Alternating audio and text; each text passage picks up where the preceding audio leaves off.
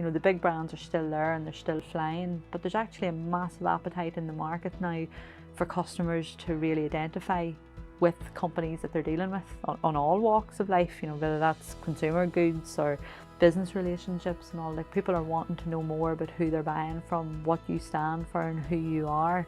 And it's about getting good at the storytelling, you know, which is pertinent to one of the recent sort of courses we've done with the Scale Up Club. And it was to think now that you're talking in a purely business forum, in a room mostly B2B people, about the importance of storytelling. But that's massively true for online B2C businesses as well.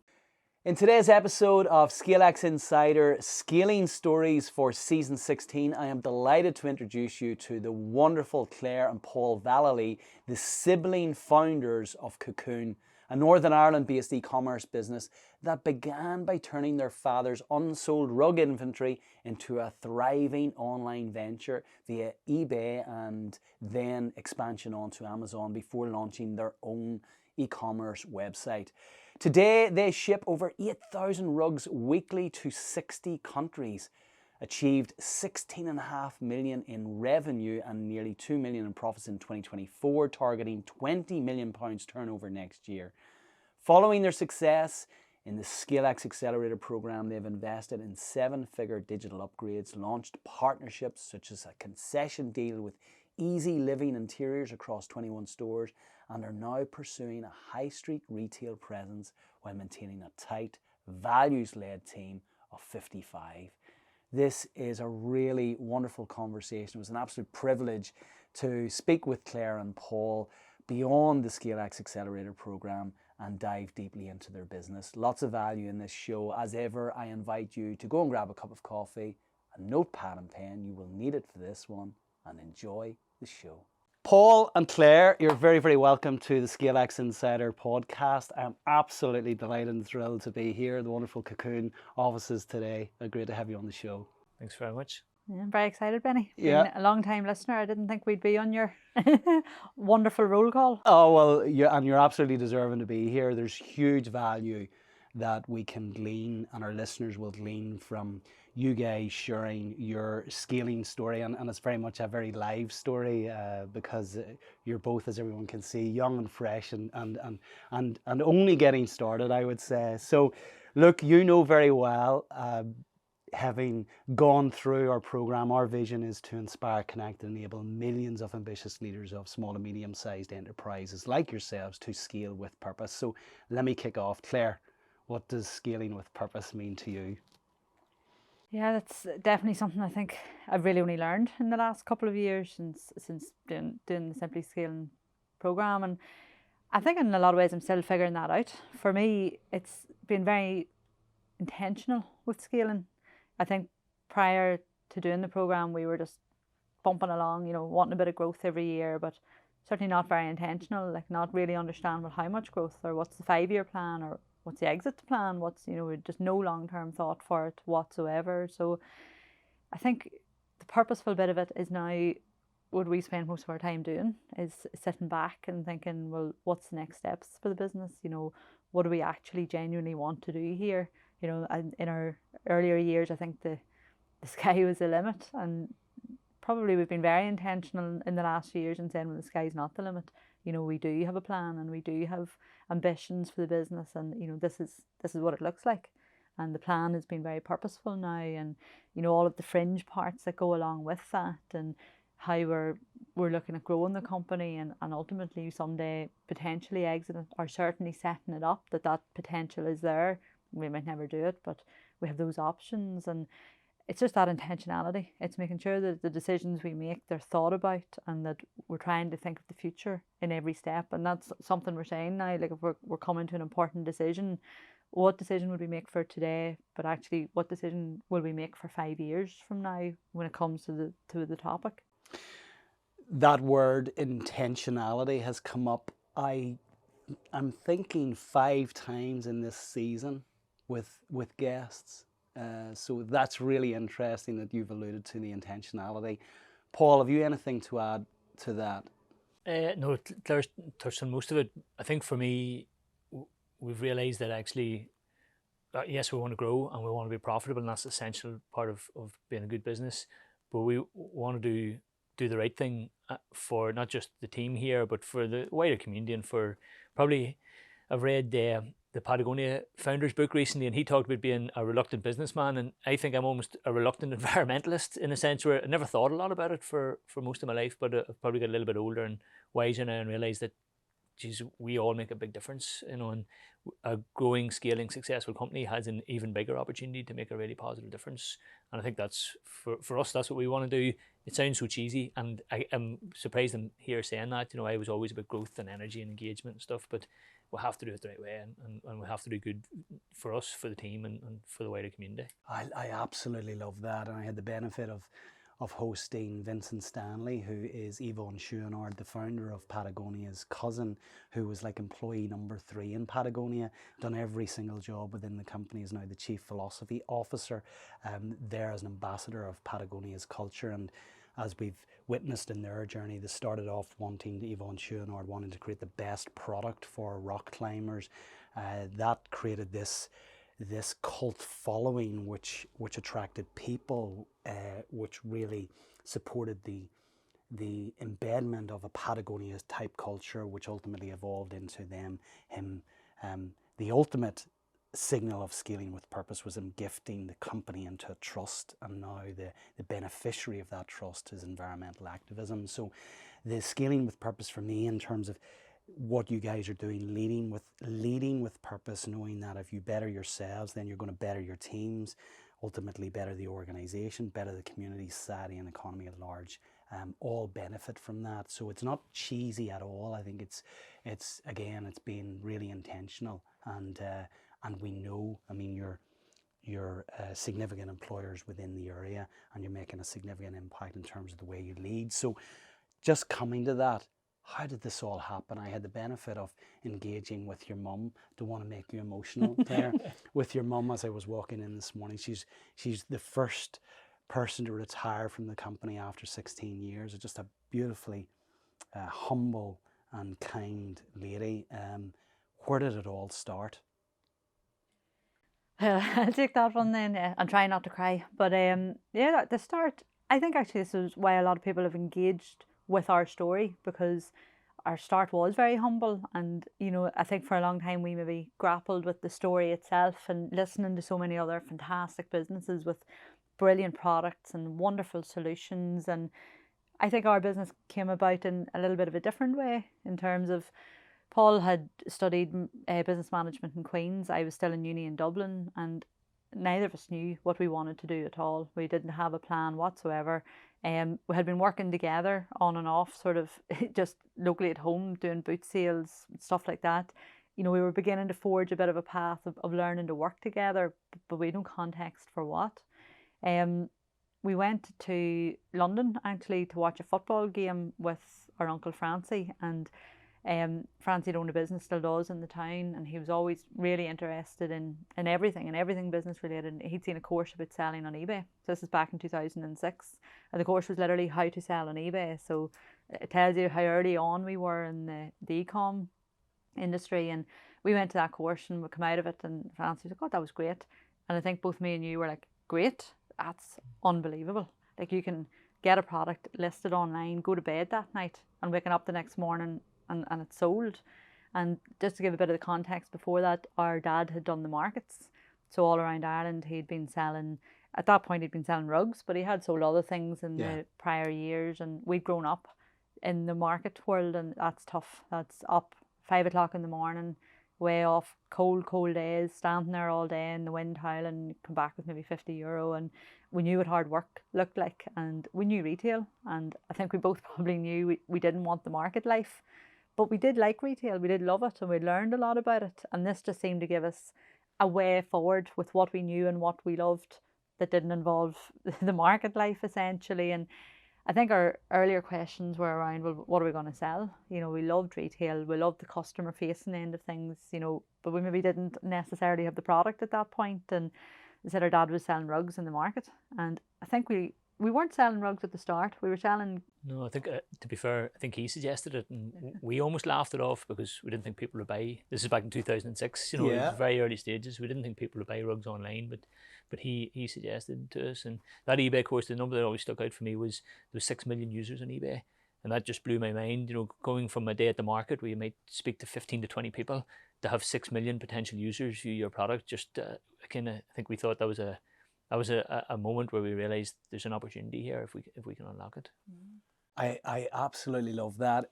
Francie you're referring to is your uncle, who I met again reception. You shared with me, I hope Francie doesn't mind us disclosing that he's 79. What strikes me about this is 19 years ago, or sorry, this is 21 years ago. Francie was in his late 50s. For Francie to go on an eBay course suggests that there's something in the DNA here, folks, in terms of curiosity, innovation, entrepreneurialism, a desire to do something different. Tell me a little bit about that, because that's not normal for somebody close to 60 saying, here's this new fad, it's a digital thing, it's very different from what we've been doing, and I love it. Yeah. So yeah, I think like our family on both sides would be all farmers. You know, if you went back 2 generations above, and it turns out I think this is a fairly common story now. If you speak to a lot of entrepreneurs, a lot of farmers got into, you know, more regular jobs. Our whole dad's family started a business or took over a business in Uri called Auto Supplies, and the whole family became sort of entrepreneurial or kind of thought in that way and believed in that kind of life, even though it was hard and it was tough. And then that business split up, and as Claire said, our dad went to local markets. But I think the thing that was always imbued upon us was like hard work does pay off, you know, and if you work hard enough at almost anything, you can make it work, you know. And that's certainly our dad's family, and a lot of my philosophy has come from that. I think ScaleX taught us in years to come that there's often better ways of doing things, you know, but we always had the hard work. We always had that mindset of let's try something, let's go and find out a new way of doing something. And looking back in hindsight, we were probably early adopters of the online market. We were maybe old-fashioned in business terms, but we had a good family support in that we didn't, like, you were living hand to mouth for years and years when you started a business. Coming from our family, that felt normal. You know, it kind of, you didn't worry about getting a regular pay packet. And again, it's only when you talk to people in years after, and you talk to other potential entrepreneurs and maybe people who say, I couldn't do that. I couldn't live without knowing I had a solid pay packet. I think for us that was kind of bred in as normal. At the dinner table, you just talked about what did you buy, what did you sell, how did the customer react, what did you know, it was just a normal part of day-to-day life. Yeah, like, so I'm hearing curiosity within the DNA, that kind of trading mentality, the humility to learn, to adapt, the desire to explore new things if something else isn't working. The business is now operating for 19 years since you discovered eBay. How challenging was it, and at what point did you feel we've got something here? So in the early stages, you're giving this a go. You know, your dad had been selling rugs. You guys had been involved with that. You didn't want to do the cold market mornings, selling out of the back of the van. You know, but here was a technology enabler to do what you guys love to do, which is be involved in retail and engage with the customer, but through a different platform. At what point did you go, we've got something here? For me, it'd be interesting to see if we're on a similar wavelength to this. The only point I can remember going, this might work, this might actually turn into something, was we had been for a couple of years just buying from local wholesalers and taking the product, listing it online, selling it, and it became apparent quite quickly that this wasn't going to work. We were not going to scale this because all the time and effort to photograph it, list it, and fantastic, it would sell. Then we'd have to go again. So you guys were literally like taking these rugs, bringing them into your house, taking photos before. One of Paul's first cars, it clapped out Almira. So it was that we'd drive it up to the wholesalers, pack it full, drive it back down the road, take the photographs, make the listings, put it online, like pack it up, send it out, and it was that manual, and it was working, like it was selling, but that bit just was difficult, and we were struggling to really see, well, we know we don't want to do that forever. but customers are buying this. And we decided to go to a trade show in Germany, and it's 2008 by this stage, and this is a trade show we've been to every year since. And we were very, very green at that. We went, and again, this seems odd today because business cards are now out of existence almost, but back then that's how you done business. You went to a trade show, you traded business cards.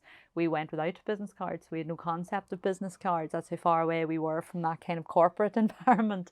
And we went, I think the first or second stand, we copped on, like, oh, this is a bit of a mistake. We immediately revealed ourselves to be very, very naive and very new to this. And we met a couple of wholesalers while we were there who really tried to put us off. They were telling us about minimum order, 40-foot container for one quality, one design. And again, that greenness was there. We were like, oh, we're never going to be able to do that like that.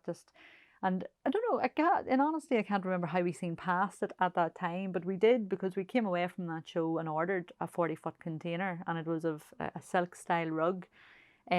We listed it online, and it flew out the door, and then it was quickly followed then by another product that we still sell today. And again, I think a 40-foot container sold within about 6 weeks. We'd figured out how to do a listing for it. The customers just really engaged with, and the entire 40-foot container was gone in 6 weeks. And I think at that point, me and you were like, this is how you do it. And that's where the scaling element started. So tell me, how challenging was it at that stage, Paul, to actually dip into the pocket and invest in a 40-foot container of rugs? What was going through your head? Did you have the cash to pay for it? Was it put on the credit card? Was it beg, borrow, steal? Did you negotiate terms? What way did that work? You maybe caught a little bit of a retirement speech for our mum earlier today, but I think the first cash that we ever injected in business, me and Clare had a tiny bit of cash, maybe a couple of thousand each, and we put that in and bought from local distributors. But once we went direct to the factories, we needed more cash. We took a car loan out. It was the first thing. So I don't know how legal or illegal that is now, but the first thing was a 15,000 car loan from Liverpool, Victoria, as it was at the time. So, and then the car's still coming. The car is, I believe, on the way, but there's been a lot of rugs delivered in between times. But we then, I think we actually grew that first bit of cash, got us through the first 2 or 3 containers, but we were coming around to the Christmas season, which was pretty busy, and we needed a lot of cash. We knew to get stock in for what was starting to become a little bit of a scaling business. And our mum had told us about a trick where you can call up your credit card company and just ask for an increase in your credit card. And this was a trick to us at this time. We were so naive. So we called up, and me and Clare hadn't much of a credit history. So I think we got 5 or 10 grand on our credit cards. But our mum, who'd obviously had a house and a mortgage and stuff like this, from memory, I think she had 3 credit cards, and she managed to get potentially 25,000 on all 3 of them, on each of the 3 of them. So we ended up with about 100,000 of credit card debt to get us through. I love your mum, by the way. This is why I cried earlier, thinking back to those memories. And this doesn't strike me as the little lady that I met in reception there, which is still waters and all that. But but in fairness to her, whether through naivety or belief, I don't know, she never questioned it. She just thought, look, if you guys think it's a good idea, you go ahead, I'll back you, And if one of my children came to me now and suggested this, I can't say I'd have the same reaction. So in fairness, that's what got us through that early first scaling year, and probably on a day like this, it's a nice way to remember that there probably would be no business without that happening. Oh, that's giving me the chills up the back of my neck. I mean, just on that, how important is that for someone to eyeball you, and somebody close to you to eyeball and say, I believe in you? Yeah, I think one personal story for me, and again, going back to family roots, our Uncle Francie owns a business in town, but he doesn't have any kids himself. And a year before we started Cocoon, he came to me and said, look, when you're finished uni, would you want to come into the business here and give it a go? And I sort of thought, jeepers, right, could be coming in to run a business, and at 20 or 21, coming out of uni, that felt like a pretty nice opportunity. But I went to another uncle of ours, Eamon, who's a brother of Francie and a brother of my dad's, and Eamon's a farmer, lived up in the hills, never got married, but a lot of wisdom, a lot of thoughtfulness there, and it laid out the whole scenario to him and what are we going to do and things like this. And we had nothing. I was at uni at this stage, but his response to me was, do you not think you'd do far better on your own?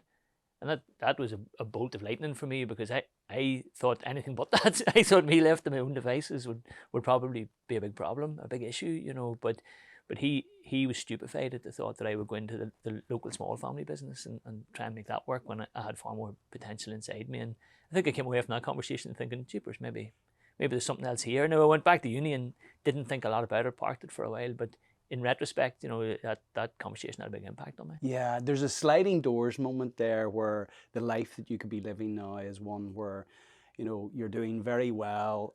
You've got the nice car, the nice house, the safe job in a company, not working together with Clare, who's, something similar, maybe even at home minding the kids, but having had that belief, not opting for the comfortable or safe option, you lent into the entrepreneurial option, the potential here, which I feel is wonderful. Coming on to that, Clare, you're in the minority of female founders, and we would love, certainly, Clare, my co-founder, very, very well. We're advocating for more female founders who have an aspiration to scale, to come into our community. It's typically what we're seeing is 10% of those who come into our community are females. What would you say are the strengths that females have that really lend themselves to scaling a business that us males don't have? Thinking differently. I definitely have observed that all through the years in business, that women just think differently, not even in terms of business, but just in day-to-day life, in home life and work life, in organisation and planning and lots of different things. There's, especially I think a lot of men in leadership positions and business owners and business founders, there's a lot of similarities, and that's a broad brushstroke. Of course, there's a lot of different personality types and all, but actually there's a couple of key things that are very much the same in men in terms of that drivenness and, ambition to get ahead and stuff like that. And I think women are coming to the table with that as well, but in a slightly different package. And I think they bring about, to lean into the EQ side of things, a bit more in the empathy, a bit more in the ability to be able to look at a workforce and go, maybe not the different, maybe a different approach to how we handle this, or a different way forward. But I actually think even in terms of thinking outside the box, I find a lot of times men are great problem solvers, but women can take it from a totally different direction. And I think a lot of that is from their different experiences in life, the ability to actually look at a problem a business might be facing, or more often than not, in our case, an opportunity, and say, well, look, we could do this or we could go there. And I definitely think that underrepresentation is to the detriment of most businesses. And I've always been very grateful to be in business with Paul, where we would have joked over the years, and you would still get it occasionally, that we'd been sitting in a meeting or in an interview maybe with somebody, and they would have asked a question and I would have answered because I was the better placed person to answer it, but they still would have been looking at Paul, and Paul would have been beside me going, you need to ask her, or look at her, that constant advocate there, and I think that's sort of what's missing a little bit in terms of, it's hard for women to get their voice heard. And I know I've chatted to Clare a lot about this, like, literally you're starting from a lower rung, and it shouldn't be that way, but it's the reality of how it is. Tell me about that. What do you mean by that, starting from a lower rung? I just think that people aren't as inclined to listen to you, and it's beginning to dissipate a bit. You are beginning to see that change, and I think the generation coming in is a different generation again, where they're even more receptive. They've been brought up in a world where there's lots of different identities. Gender is just one. For us, that's a big proponent. For the next generation coming in, that's just one little bit of identity. So I think they're going to be even better at it. I think for our generations, any room you're ever in, any business leadership function, any bank meeting, it's men. It's dominated by suits. It's dominated by, a lot of times, grey-haired men. They're all like very similar passions in life, similar kind of attitudes and all. And, they're more inclined, like we all are, you're more inclined to listen to somebody who's like you. You're more inclined to have a natural affiliation with them and a natural ability to get on with them. So when you're getting that in a business environment, it's just compounded, because then women are coming in with a maybe different opinion, or sounding a bit different, or different experiences, and you're not being heard as much. So yeah, it is changing, though, I will say that. And thankfully it is. I have 2 daughters, 1 son, and I certainly see the confidence in my daughters, which I'm delighted to see. I feel that men are often blindly confident, if not arrogant, but females are right the other way, where, and I can put my wife in this category, things have to be perfect before you actually put yourself out there, where men are a little bit more ballsy, should I say, in terms of just going for it. The testosterone gets the better of us. The egos get the better of us at times. What would you say to the females out there who, who are not backing themselves right now, and really they've got a brilliant product or a brilliant service, but they're waiting for things to be perfect or another time in their life before they do it? What's your appeal to those females? That time's not coming, and it's a lesson I've probably learned, and I would be a bit inclined towards that myself, of thinking it has to be a certain way before I do this, or I have to be perfect at this piece before I put myself out there for public speaking, and it's just not. Thankfully, we're in a place now for men and women where people appreciate authenticity, and women bring that in spades because they tend to be more honest.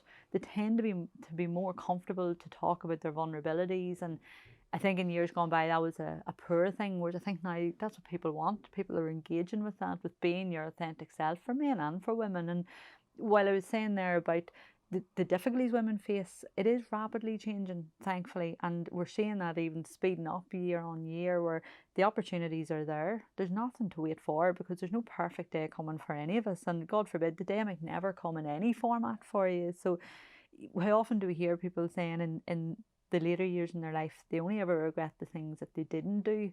And for a long time, sometimes it scares me that we're doing this for 20 years, because I was 19 when we started it. So I'm still very young in this journey in my life, and I feel really privileged to have learned a lot of lessons early on. So I've been able to get a lot more comfortable early on in my life, in a journey that I think takes people maybe into their 50s to get to that point. But I think I felt I had to pretend to be somebody different. I had to be banging the table and being very forceful, and and the world has opened up now. Like, I'm not like that. I'm not a good people manager anyway, but I bring something else to the table, and that's okay. Like, I don't need to pretend to be something that I'm not.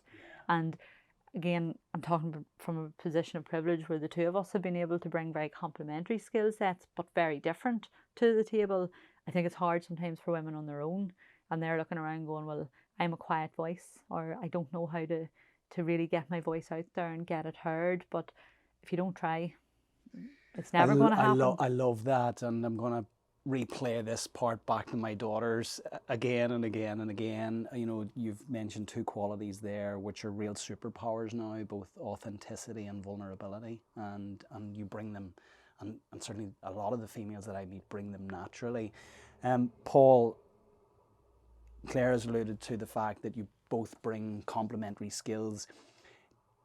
Did that evolve over time, or was there a case at one stage where you're both trying to get into the same pair of trousers and it felt very tight? How have you managed? You've got a very strong lady there beside you, and I know you have strong views as well. How have you arrived at a point where you just both seem so incredibly comfortable in your skin? You've both found your own roles. Was there a defining moment when it was a case of, look, we can't continue the way we're going, or was it always this kind of perfect marriage of siblings? Well, no, definitely not. It's a winding road, and like siblings, we started, Clare was still at uni, as she said, like we were still those siblings, rowing quicker than we were getting along when the business started. But I think thinking back over the years, believe it or not, I'm the older sibling, so I like to jibe Clare about this from time to time. We get asked who's the older one, but being the older one and the male, probably I was the louder voice earlier, and that relationship evolved naturally, where I said more and had more opinions asked of me, and probably made more decisions more quickly. And as you said, being maybe a typical male in many cases, often made rash decisions or poor decisions. And we started to see over time that there was particular parts of the business that Clare had a far better grasp of than me, particularly around product and a really good early idea of how sales and marketing, that was a much greater strength for her. So we started to naturally migrate to those areas where Clare looked at product and sales, I looked at finance, operations, process, all that kind of thing. And we probably didn't formalize it for 4 or 5 years, and we realized at a point where maybe people were still coming to me to ask, you know, for what product are we bringing in or how are sales working, and like all I was doing was going to Clare and bringing an answer back, and we realised that that wasn't very efficient or very logical. So we started to frame it up. Clare took her responsibilities, those roles, and her team, and then I had my team, and then we would have met regularly to kind of frame that out. And probably over the years that's evolved again, where Clare's even more focused on product now, and probably even more focused around the nuances of how we become more efficient as a business, and how we manage the business from an overall point of view. But no, there's been a lot of bumps in the road, and we have a really good board here, and like we're quite a small company, but we have a 4-person non-exec board, and the part of the reason for that is because me and Clare know that if we're on the same page and we're really clear in our thinking and our decision making, the business goes really well. But getting the two of us on the same page can be challenging at times. And as 50-50 shareholders, you know, there's no, you can't, if I think one thing and Clare thinks another thing, and we discuss it for an hour and neither of us moves, well, then the business doesn't move, you know. So we've brought in that board, which has been really, really effective. That started in 2022, actually, the same year we were on ScaleX, and it's really helped propel the business forward and give us that clarity. Tell me about this, because this is such a mature step. I mean, what I'm hearing is both of you have naturally found your unique ability, your unique strengths, and applied that for the betterment of the business.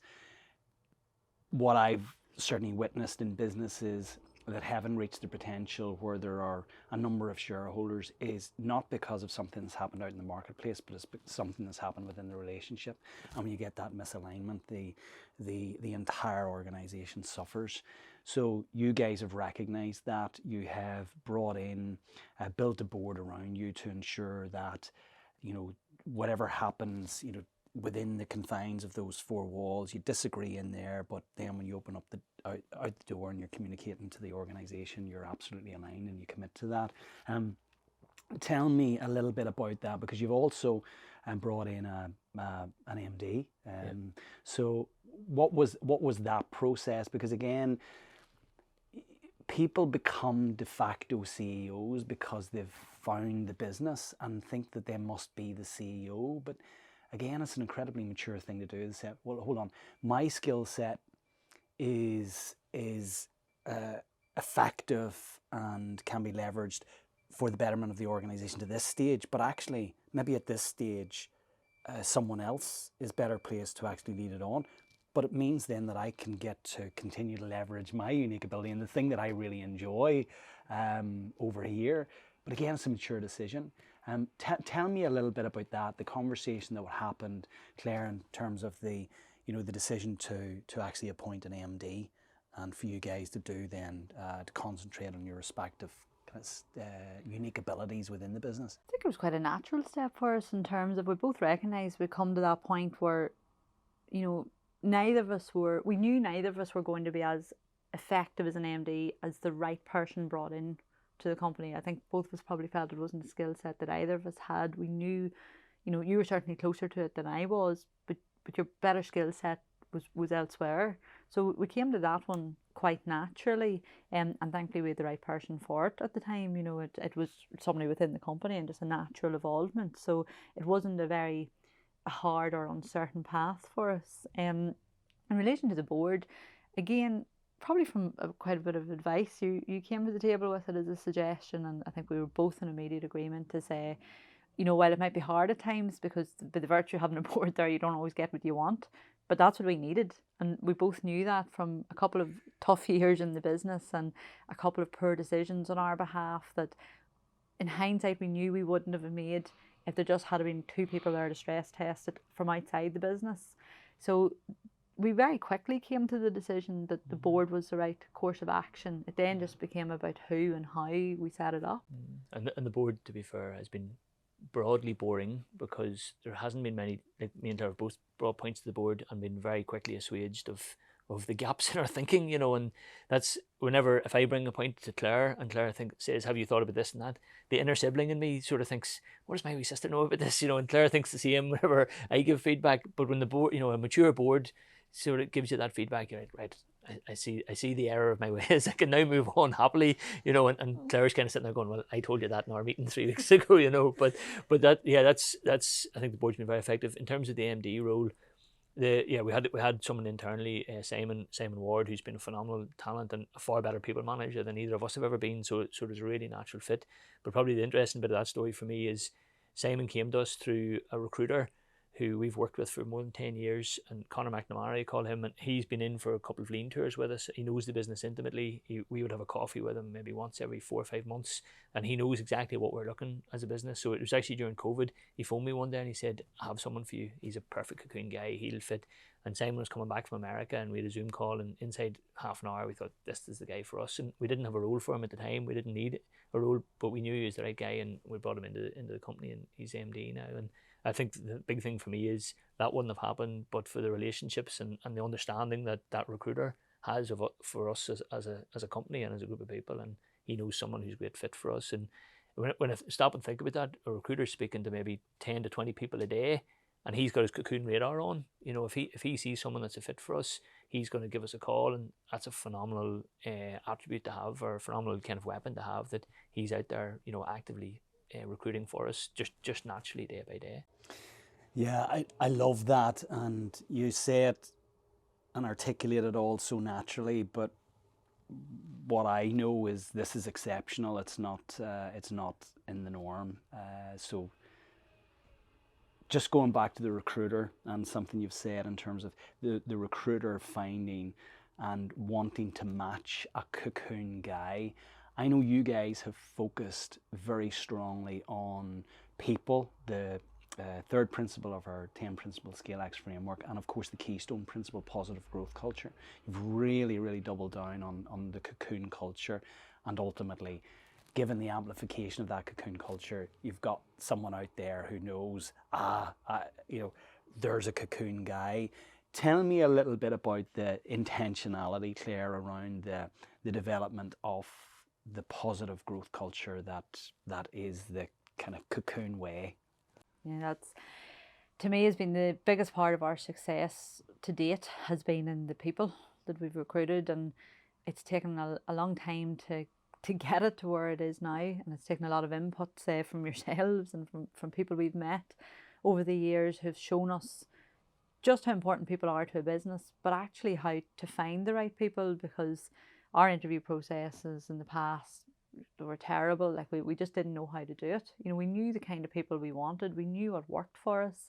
We probably went through a bit of a transitionary period where we were like, well, actually, don't worry about mindset and don't worry about their personality fit, you know, or the culture fit to the company. Like, we need the skills. And so we chased some of the skills in the market, and we very quickly learned from that journey that actually Cocoon just can't work like that. And in some times you're like, actually, I sort of wish it did. You know, we really need those skills. But the reality is, it has to fit. Cocoon is such a tight entity, and with 53 people here, and it is like a family. And I nearly hate saying that in a way, because that's thrown around so casually now, like that's a line touted out. But we've always been like that. We've been like that from the start. You know, and the people who work in here, they're friends to us. You know, they really care for this business, and we really care for them. And we've very comfortably settled in the last couple of years to say, for us, it's the culture fit first and the skill set a very close second, you know, but we feel that we can train people, or certainly get the training for people to get the skills that we need. But if they're not a culture fit, that can't be trained. And that's unique to each business. You know, each business has its own culture. For us, and we've sat down and actually worked at trying to define it, you know, so it's because it's not often me and Paul do an interviewing now, you know, so as the wider team can understand, well, what is it to be a member of Cocoon, or like, what is that culture? And, you know, we have put some terms to that and an understanding of, they're loose, and typical Cocoon culture, they're kind of based in a bit of slang and stuff, but we would talk about people who are here for it. And like, that's different in different departments. That's different with different people. But it is as simple as that. Here for it. Here for it. And it's just, we know what that means. And like, it's myself and Paul and Simon and Kevin and the 4 directors who work in the business. Each one of us immediately understand when you say, oh, they're here for it. You know, and again, it's different. Like, it's a different definition in different departments with different people. But it's a Cocoon thing that we understand. And that literally means that just come what may, the person does what needs to be done to get the better result. And you know, sometimes that's us doing that and sacrificing something to get the best result for the business. And you know, our people do it as well, with an understanding that when Cocoon does better, we all do better, because we treat everybody better. You know, in terms of, it's just, we feed back into the business all the time. And you know, you in particular have such a passion for lean and worked very hard to get that understanding and that passion in the business. And that was a long journey, but has borne massive fruit for the company now. And similarly to that culture of, you know, we post COVID, like everybody, we were hybrid. And I think, I can't even remember now, we were 3 days in the office, 2 days at home, or maybe the other way around. But within really a year of that, we very quickly identified that just doesn't work for Cocoon. And we weren't okay with that. We really tried to make it work. And we were really like, this is what the market does. Nobody's ever going to come and work here. People here aren't going to be happy to stay. You know, we're not going to be able to get everybody back in the office. So this was back in probably 2022, would it have been? 22 into 23. 23, yeah, that we were making this decision. So nobody was making this decision. Everybody was still hybrid, or certainly going hybrid, or fully remote. And we just were like, we can't do it. You know, we had to be very honest and say ourselves, we won't enjoy Cocoon as much without the people here. And that's what it felt like. It wasn't enjoyable. You were coming in and there was empty offices and there was tumbleweed, and you were like, we are such a together company, and we're in quite an innovative industry in terms of, there's no playbook, there's no consultant down the road who can come in and tell us how to do what we do. You know, that the e-com in Ireland is still sort of in its infancy to a degree. We're charting the course, and it was a worrying day for me and Paul when we realised that people were coming to us for the playbook of how you sell online. We're like, right, you know, we're really in bother here. Like, we have to chart this course ourselves. And we decided to take everybody back to the office. And you know, we worked a path forward for us that meant we could offer that, and that people were happy. And again, I think because culture was so strong, I don't think we lost anybody. Certainly not anyone we want to lose, or Yeah, you know, yeah. we worked it in with a 4-day week. So we created your 4-day. You're in the office, but it's a 4-day week, and for 6 months of the year, and I think that's found a great balance for us. It became really clear to us that discretionary effort is our competitive advantage, and that's really genuinely, when we boiled it down to what makes the difference here, it was the amount of times that people went above and beyond their current role or their current understanding to seek a greater understanding or a greater outcome. And you actually only build that trust and that engagement in person. You can't, or we found we couldn't do it over Zoom. Yeah, and at a time like the latest Gallup survey cites that 80% of the global workforce are actually disengaged. So when you have an engaged workforce that are, you know, willing to run through burning buildings for you, I can see how that's clearly a competitive advantage. But it's often perceived, the cultural piece is often perceived as kind of soft stuff and almost a nice to have after you've done everything else. It's the kind of token, you know, canteen and table tennis table. I mean, we know culture's made in the really difficult times. It's not made in the good times. Share with me a time, Paul, whenever you stood back and you just watched that discretionary effort really kind of amplified, and into yourself thought, yeah, this is the benefit of really investing over the long term in our culture.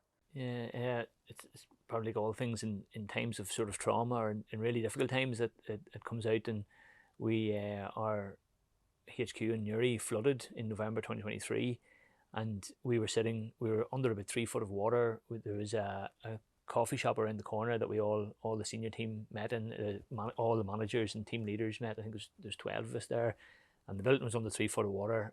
And me and Claire were sitting discussing long term, what does insurance look like? How does this fit? And some of the guys were there going, how would we ship? Like how would we actually ship items out if we're under 3 foot of water? And we were saying, you can't. You know, it's not possible. And as is the mindset now, and as we've come to reflect, they're like, but if you were going to do it, how would you do it? If this was it, how would you do it? And ideas started bouncing around, and without any input from us, genuinely no input from us, because the idea of saying to people to walk into 3 foot of water is just madness. Like, for business owners, you can't, with a conscience, you can't do that, you know. But the team were sort of going, no, look, I think we could do this. You know, what if we got waiters? You know, I do a bit of fishing. So we ended up going, I think we spent nearly £1,000 on waiters to get you up to here, to get in and get the equipment required from all the flooded areas, to go with 3 floors in the building. We have other warehouses. The team were able to pick all the stock that wasn't in any way affected by the flood and get orders shipped out while we were on the 3 foot of water, by using other premises, by picking from all the higher floors, by getting in and fishing waiters, and we were in as well, and like it just became, I don't want to say it became fun, that's too strong a word, but it really became a moment where you thought, jeepers, if you're here for it, you're here for it, and we ended up, I think we needed to buy 20 odd pairs of waders, because we said, look, if you don't want any part of this, there's no problem, you can work from home, you can work in another warehouse, there's no issue. But more and more people just kept coming and going, yeah, I'll go. So, now I really understand what here for it means. Yeah, well, that's it. Yeah, if you walk through 3 foot of water to come in and pick orders, you're here for it. You're here for it. So you can't move away from that. I love that. Yeah. Claire, you mentioned the fact that you guys are leading from an e-commerce perspective. There isn't the consultant down the road that you can lean on. You're really paving new ground here.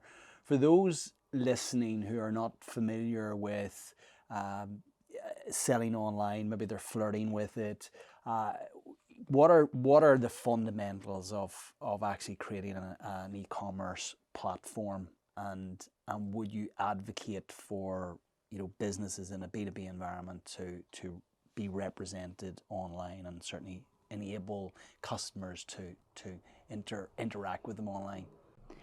Yeah.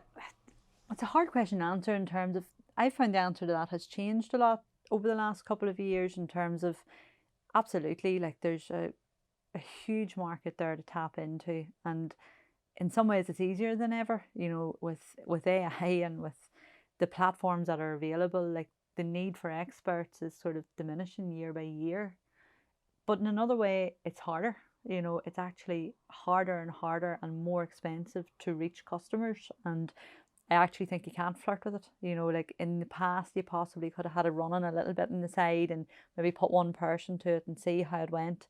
And I just don't think that cuts it anymore. Like, it's actually really easy to build a website. Anybody here, any of us, 3 of us, could build a website tomorrow. Like, the systems are so easy now, and so, background already built, that bit's the simple bit. That bit's not hard at all. The really hard bit now is building the community of customers, building that engagement, and unless you have buckets of cash to throw, and even at that, advertising is changing so much. You really need to have somebody who knows what they're doing, or you will blow the budget for very little return. And that person needs to be very much a self-starter and a learner, because they keep changing the goalposts every couple of months. Google, Meta, like all of the big guys that you have to play ball with, they change the setup and you have to change with them. So the team that you need to facilitate that, it doesn't need to be a massive team, but it needs to be the right team, and it needs to be a very engaged and switched on team. There's a whole other element to now reaching customers. There's so much noise out there, and we can all put our consumer head on and actually think about the brands you engage with and the companies that you buy from. The field's getting narrower, but your connection to some of them is getting deeper, and to some of them it's not. And trying to navigate that field, and how you reach out internationally, and how you come across as a brand. Like, there's a lot going on in the background there. And in our early days, I think, like nearly every business, there's a combination of very hard work, luck and timing, really. And we didn't realize how easy we had it back at the start, and thankfully we worked hard enough to capitalize on it. Now, if you're willing to do the hard work and to be very open-minded, anybody can sell online, and anybody can build a brand or build a social following.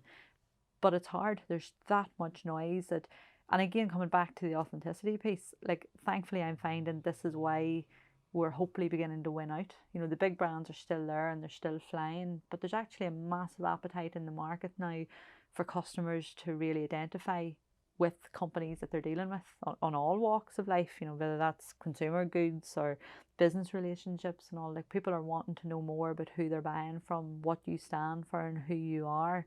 And it's about getting good at the storytelling, which is pertinent to one of the recent sort of courses we've done with the Scale Up Club. And it was to think now that you're talking in a purely business forum in a room that mostly B2B people about the importance of storytelling. But that's massively true for online B2C businesses as well. And, you know, for a business like ours, who in the grand scheme of it is still a very small business, storytelling is even more important than ever. So, yes, I think absolutely the opportunity is there, but there's no point flirting with it. You know, it's all in or all out. I don't think you can half do it anymore at all. Like, No, it's a very crowded market for sure, and getting attention by whatever means that is the key metric for certainly for D2C. In B2B there's maybe a little bit more nuance, but even in B2B, like a lot of business that's done in person or by phone call at the moment, the next generation of buyers are the millennials that are far more comfortable on an app. So if you're in a B2B business where you're used to picking up the phone or getting calls in, if it's a single person decision maker, chances are in the next 10 to 15 years they won't want to talk on the phone, and they probably won't want to meet in person. They'll want to order on an app or on a desktop. So I think all business is heading that way in some direction or other. Claire, you mentioned the word community, that it's more important than ever because it's easier than ever for people to actually create an online presence. I mean, AI applications like Replit will build you a website now in moments. It's just incredible where AI is going. For me, actually, the more I've reflected on this, it actually spotlights ever more the need to be authentic, to tell your story, to be vulnerable, to actually build a community. To pivot for a moment, you guys stepped into the ScaleX world a number of years back, into that community. Share with our listeners some of the challenges that you were experiencing, Paul, whenever you reached out to me. What was going on in your world at that stage that was the catalyst for you to kind of engage with myself and the community at that point?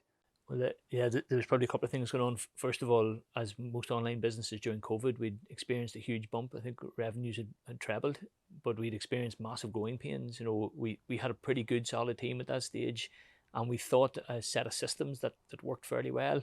But we seen under that strain, they all started to collapse and fall out in multiple different directions, and that was from us losing good people to the bottom line really not stacking up. You know, our margin almost disappeared. Like, we trebled in revenues, but our margin collapsed, and we fell in on issues there.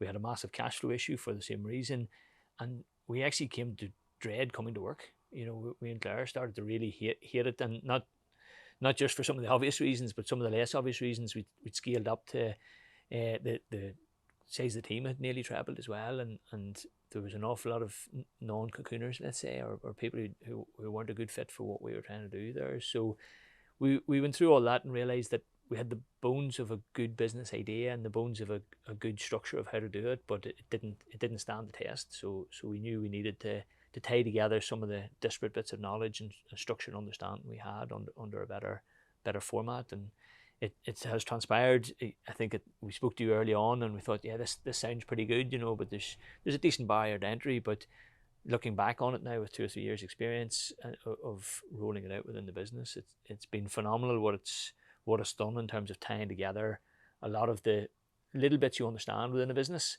but actually putting it into a plan that gives you that flywheel effect where you kind of have strategic clarity. You know what kind of people you're looking to get on board, you know how to get them, you have good processes, really high quality products and a good sales process, and then that, as you said, that positive growth culture which keeps lapping it, you know, around. That's really clear to me now. But starting ScaleX in 2022, I think I half understood little bits of each section, but had no idea how to pull it together. What would you say, Claire, you know, now kind of 3 years on, or reflecting back, or some of the kind of significant outcomes from the journey that you went on during the ScaleX Accelerator program? And you both came on, and I would always advocate the co-founders objectively that, you know, if there are co-founders, come on together, because it just cements that alignment. It creates alignment. You haven't got one person off on a program coming back all buzzed up and sharing this ScaleX stuff internally, and you know the context is lost then. But what would you say have been some of the key benefits of your participation, and of course still in the club now, in terms of once you graduate from the accelerator program, there's a community there of like-minded people, and I'm a big fan of that. You know, don't try and do this yourself, but can you share some of the benefits as you've witnessed? Yeah, sure.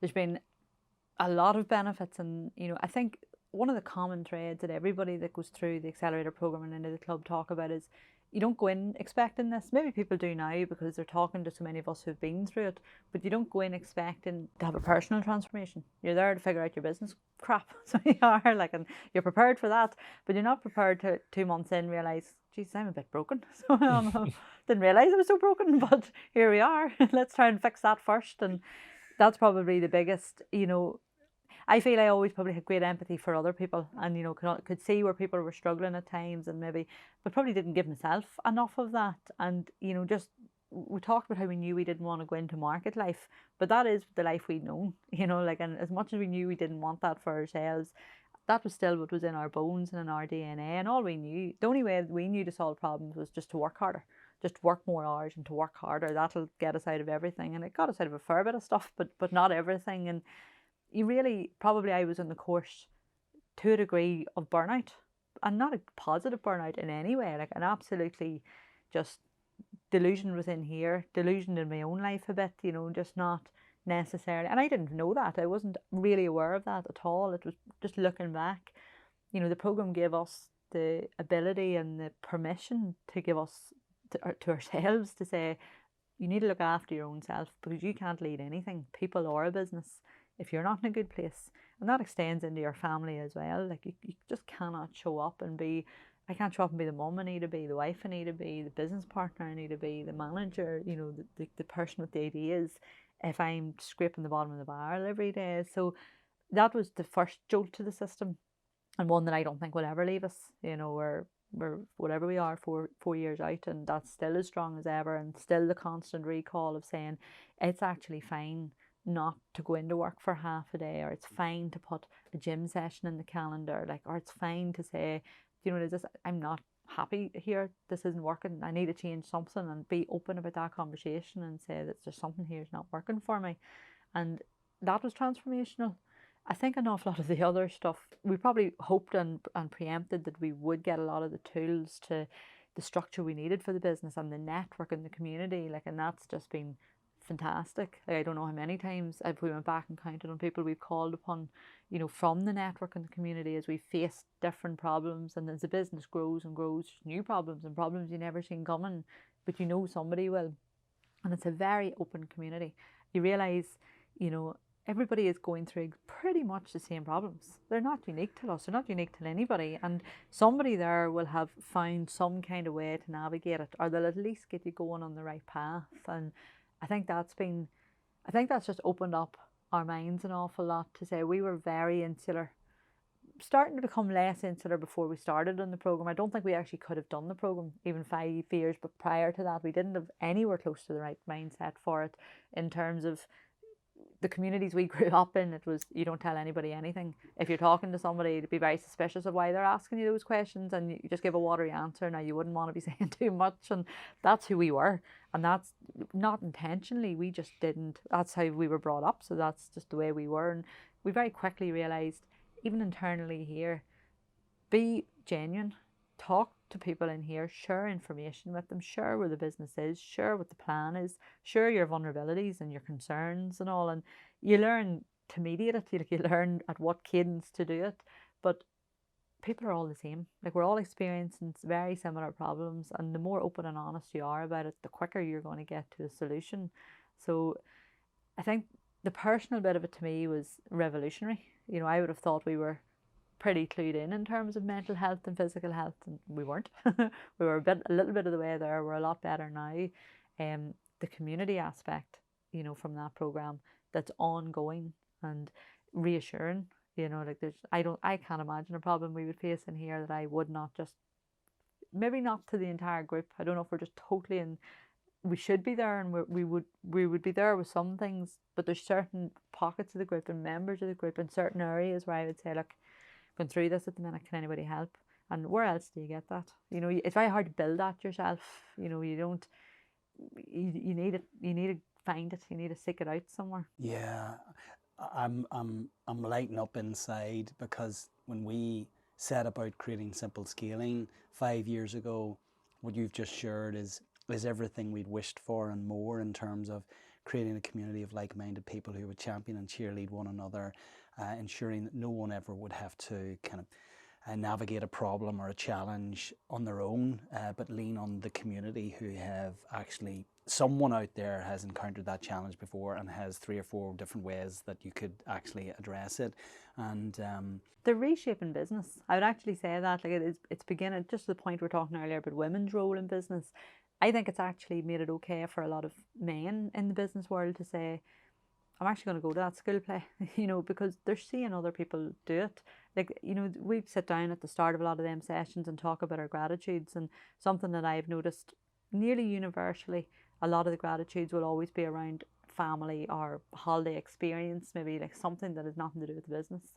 And I do feel it's opened everybody up a lot more to say it's okay to want more than just the business to be on the pedestal, and like everybody else comes sort of second to it. And I think that's probably unlocked a lot of happiness for men, you know, who are maybe trapped in business ownership cycles where they weren't overly happy, to try and find a path forward, whatever that looks like for them, to happiness.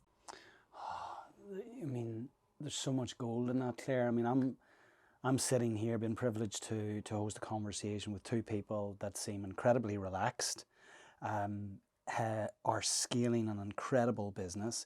Both parents of young families, have had the maturity to actually delegate the CEO role to someone else, have created this incredible culture, who seem happier than ever in their own skin.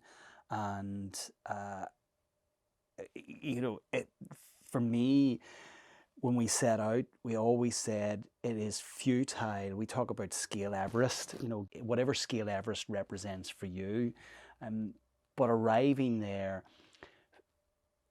having been suitably challenged to get there, looking round and all your team are with you, metaphorical high five, your team applauding you as leaders for encouraging and coaching them up to that summit, and actually saying, right guys, where are we going next? I see another one up there, as opposed to actually trying to get up that summit on your own, arriving there being a frazzled wreck of your former self, with relationships in tatters, your team strewn all along the mountainside, looking at you going, why the hell have you brought us up here? And you don't have the answer because you don't know yourself. So I have to say, it's like, there's a huge amount of fulfillment in me to see the 2 of you like this. So what I would say is, where next? So give us a sense. I mean, just on that point, and something that you said, Claire,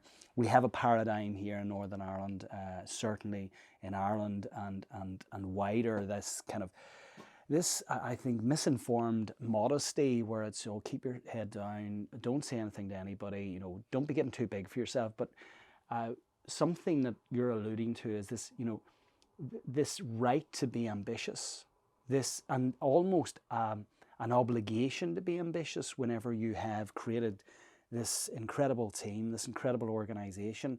They're looking to you going, right guys, we're next, because we've developed ourselves to this point where we're delivering products across the world. So we're next. So what does that look like, Paul? We're next.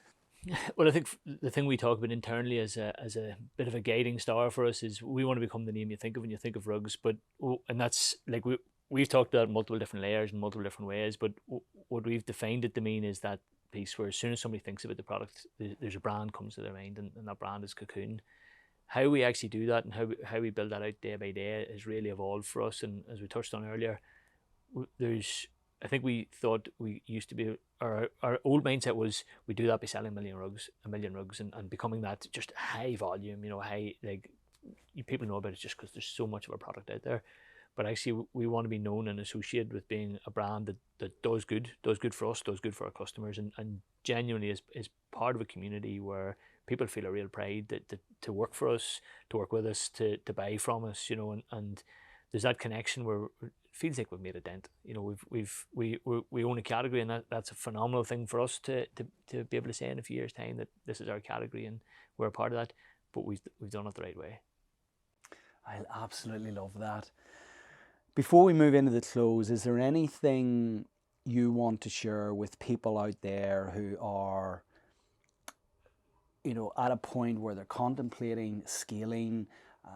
Maybe they're sitting comfortably with a business that they have and they don't want to disrupt that discomfort. Maybe they're stuck in the bowels of a business and they think, well, scaling, you know, represents to them, as they see it, actually doing more and getting even more stuck in the balls. What would you say to leaders out there who have a wonderful product or service, but they're really, really struggling at the moment? Claire? That's where the freedom is, because I don't think you know these things as you're going through it. We're probably going through something right now that you can't see when you're living it, and you can only see it in hindsight. So this is very much in hindsight. And I was thinking on it when you were answering the question about the sort of hard spell we'd gone through, that, you know, I loved our business at the start. Absolutely loved it. You know, it was just us. And even in the early years when a small number of people working with us, that it was exciting. We were doing everything and it was new. And like, we very rarely fought, you know, like actually we didn't in those early years, because you just had to get on with it and get stuck in and get doing it. And that's what we both love the most, I think. And so that first 5-7 years, whatever the time span was bloody brilliant. And then there came the middle years, as I call them, and I don't quite know how long they went for, but they were tough, and the business was scaling at a small level, but it was growing. And as you said, with people around us sort of that maybe we didn't know it at the time, but they weren't the right fit.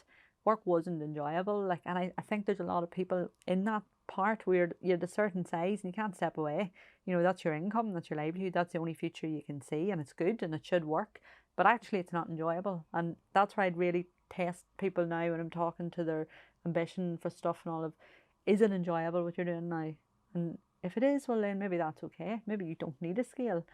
But if it isn't enjoyable, well, why wouldn't you? Why wouldn't you do it? Because for me, the most joy in the business were those early years and these latter years, where we've really found through scaling our ability and comfort. You said about comfortable in our own skin. That's pretty recent. Like, that's only in the last couple of years where we're both okay with what we're good at and what we're not. And the list of what we're not is pretty long, and we're fine with that. And thankfully, delegation's not something we struggle a lot with. You know, once we know we have the right person there, you know, just letting them at it. And there's a great freedom comes from that. And it's back now to the last few years, really enjoying being in work and not wanting to miss out. You know, I hate now when I don't know what's going on, or I'm out for a couple of weeks and something's changed and all, and that excitement and that joy, the buzz.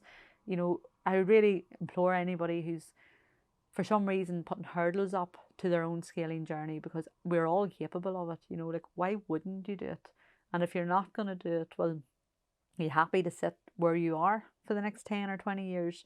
Because I certainly wasn't, and nor were you. But we had both sort of laid that out on the table and said, either we go for it or we don't. Because sitting like this, as hard as that would have been, when you're not happy and you're not enjoying it, and yes, it's providing an income and it's stability to your family, and it was good income for us, like, but not fun, you know. So it assess where you are and really stop thinking about the difficulties of doing it or the hurdles of doing it, and ask, well, why wouldn't you do it? You know, and what is the alternative? You know, what we would question that a lot when we're making decisions. If we're not going to do this, well, what are we going to do? And how are we going to get growth here? Or, you know, what's the alternative plan to that no? Because every no comes at a cost as well. And I just think it's, you know, it's important that people really look at their happiness, because I suspect there's a lot of people really not happy in the stagnant position that they're in. I think that, reflecting on my own journey and ups and downs over the years, for me, probably the biggest cause historically where I've been stagnant or I haven't wanted to drive the business on, I've been probably physically and emotionally exhausted, you know, just fatigued. And like, business can play a massive part in that, but actually, and like, you're a huge proponent of lead self first, and I think we've bought into that. We're very much drinking the Kool-Aid, but it's like you have to be physically fit and healthy to turn up to work and life in general. And I think if you are, you see possibilities and you see opportunities, and you kind of see doing the same thing this week as you done last week is just boring and not cool, and you just don't want to do it. Whereas if you're tired and you're fatigued, like you're just hanging on and doing the same as you done last week. And that's been my own perception of my own working life. So I put a huge focus on just the basics, like good sleep, good diet and some training. And if I get those things in pretty good order, family seems to be happier, work seems to be better, and things move a little bit more smoothly. Yeah, here. What I'm hearing loud and clear is nothing changes if nothing changes, and to stay stuck and expect things to change in 3 years, 5 years, 10 years time without actually making a change is insanity in many respects. And rather than allowing that inner dialogue to say, well, what if it goes wrong? I think it's reframing that to say, well, what if it goes right? One of my favourite sayings, and I never can remember who it's from, is, may your decisions reflect your hopes and not your fears. Because I think we're all very guilty of making decisions on a fear basis rather than actually saying, well, this is where you want to be. So the decisions need to reflect that. I absolutely love that. And given that piece of wisdom, you've brought us beautifully, Claire, to a wrap up. You folk will be very familiar with the timeless takeaways, and I think we've just heard one of them. But can you share with our listeners, Claire, I'll stay with you, 3 timeless takeaways? I think we've covered them in what we talked about there. It would be, would you say, their lead self first. That was pivotal to the change in my journey, and I think ultimately what we both went through, and the change for the company was, you cannot work from an empty well. Like you just, it's not possible. You can do it for a short period of time, but the walls will start crumbling down pretty fast, both at work and at home. And it's okay to take that time out and prioritize your own health, mental, physical, emotional, all of it. There's just, like, realistically, and we talked a lot about this when we were looking at the 4-day week, nobody's productive 8-10 hours a day every day. They're not. And if you think you are, you're lying to yourself. And of course there's times in a business where you need to put in the extra hours. We all come to those points, but even that's hard to do when you're resentful. So I think it's that lead self first. Find what you need to do to make yourself feel physically well and able to do it. Second comes back to me, probably to Daniel Priestley. So I took a lot away from that day. I think that was in the Scale Up Club. It was as part of the accelerator program and he's quite challenging in a very relaxed, friendly manner where, like, he's like, you do know the answer, you don't want to admit it, but you do know the answer, in terms of just, I think we all suffer as founders and entrepreneurs from being bored. And me especially, as more of an ideas-based person, I'm not the execution-led person at all. Like, I'm always, what's the next idea and what's the next thing and all. And you have to people like that. That's where the innovation and the growth and the ideas come from. The skill has been learning when to lean into that and when to dial that one back down a bit. And when you put so much time and effort and money at the end of the day into recruiting good people and building a culture for them and, paying them well, let them do what it is they're good at doing. And, we know a lot of the people in here are far better placed to make some of the decisions and some of the day-to-day actions than we are. And a big part of our job is recognising when to just step back, but also knowing when to absolutely not step back. And I think that was a big learning curve as well. We probably suffered a little bit from believing we had to have all the answers and we had to chart all the plans and have all the strategy and have everything and just deliver it to people. And we really learned that we do better as a company when we're all, certainly in the senior management team, but company wide, when we're all involved in the strategic decision making and the plan forward and the actions. And probably a third one, I'm going to come back to happiness, because I think we don't talk about it enough. Everything's measured. We had a conversation at the start here, and with our oars out and our whips out and our apples out and on, like, let's talk about all the figures, and that's right. We've certainly learned that in business. Like, the secret sauce is in the data, and you need to measure stuff to manage it and all. But where's the measurement tool that we have for happiness? And I was speaking on a panel last year with 2 local businesswomen, very astute businesswomen, really clued in and sort of role models that I would have. And we all have young children, and somebody in the audience asked, how do you juggle it all? Like, how do you hold it all together? And the other two give really great answers just around like early morning routines and gym sessions and meditation and stuff like that. And I was like, God, yeah, that's. And in my head, I was like, I'm gonna have to lie a bit here. I think so. I am, and pretend that I have it all sorted and this is what I do. And I actually just went, you know what?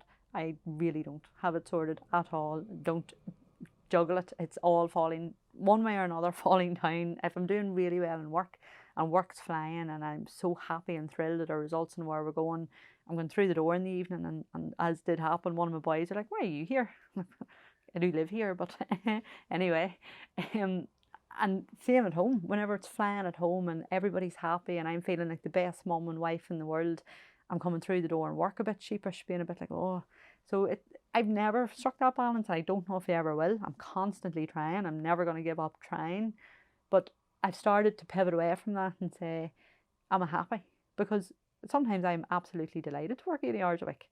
And some days I'm very happy to not walk into work for a week. You know, it's different at different times for different reasons. And for me, it's, are you happy? And if you are happy, well then don't sweat it too much. Keep doing what you're doing until you're not happy. And as soon as you realise, and not the happy clappy, let's be happy all, there's days you're not happy, there's weeks you're not happy. But once weeks turn into months, really step back and say, that's not normal. That's not the way it's meant to be. And our time is pretty short here. You want to be happy for as much of it as you can. So for me, it's just that measurement of happiness. I don't know how to do it. I know myself if I'm happy or if I'm not happy, and I'm learning to sort of step back and go, right, if I'm not happy for a while here, what can I change and what should I be changing? So. Really, really profound. Love those. Absolutely love those. And as you sit here, I sense somebody who has found the essence of happiness. And this, I think it can cause a level of stress when people chase this absolute equanimity in terms of the balance between work and life. It's not work-life balance. I find it's work-life integration, and you seem to have really really achieved that in an understanding and a sense of awareness that it's not always going to be perfect in this world or this world, but you know what, on the whole, if it's net positive and I'm feeling happy, I'm feeling good within myself, then everyone benefits as a result, both my team and my family. So Paul. Yeah, 3 times takeaways, it's been part of the podcast for a number of years now, so most of the really, really good stuff has already been covered. So I'm trying to give an answer that maybe adds a small bit more value. So one, and it came directly from you, Benny, is the monk manual. I find it phenomenal. Like I know if I fill in the monk manual, I have a better day, because I've actually stopped for 5 minutes and wrote down a little bit of a plan for the day in terms of my calendar. But the main thing is what's the couple of things I have as a priority. And if I've got that 1 or 2 priorities clear in my mind, and sometimes I've found it's as simple as a 10-minute phone call that I've had to make, but if I haven't stopped to write it down, that phone call maybe doesn't get made for a few days. So Monk Manual is transformational day by day, and any day I miss it, I tend to find I've got the end of the day and I'm a little bit disappointed with how the day has played out. Second thing for me, the first really big inflection point for us, this is pre-ScaleX, was we went to what is now the world leader in 2-second lean and seating matters down in Limavady. And anyone who doesn't know about it's just a really simple philosophy for how to run a business, and it's all based around a thing called 2-second lean. And it allowed me, in my view, the sort of 12 years in business before that was almost prehistoric, old-fashioned, like boxer in the Animal Farm book, head down, work harder. 2-second lean and what seating matters and the Tierney's taught us give us a sort of a structure to run and grow the business in a way that was far more enjoyable, and we fundamentally believe in all of the core principles of that. So they do tours, as we all know, every week, so you can call down and see the guys, and I'd highly recommend it if you have any sort of business or business aspirations. Going to see Seating Matters is next level.